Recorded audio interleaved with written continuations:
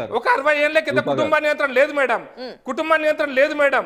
మీరు మా తాతలు 10 మంది ఏం చేయమంటావు? మా మామలు 10 మంది ఏం చేయమంటావు? మా అమ్మమ్మ తప్ప మా తాతమ్మ తప్ప ఏం మాట్లాడుతున్నారు?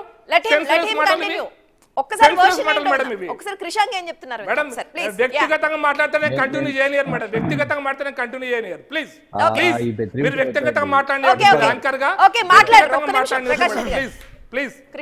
నేను ఇటలీలో సోనియా గాంధీకి ఎంతమంది భార్యలు అమ్మలు అని అడగలే. Please please.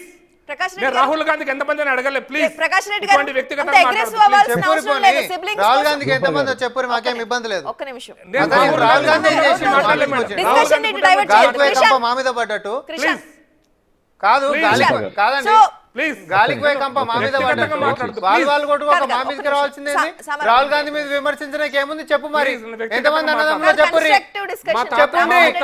చెప్పు. మోడీ గురించి కూడా నేను కూడా మాట్లాడతాను. అప్పటికేమో చట్టాలు లేవు, అప్పుడు నియంత్రణ లేవని చెప్పి మాట్లాడుతున్నావు. ఇదే యూపీలో ఎంతమంది ఉండ్రు?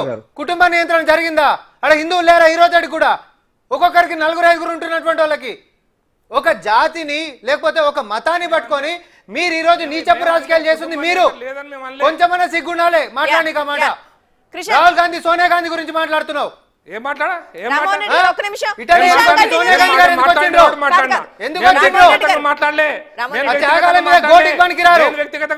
దేశద్రోహులు మీరు.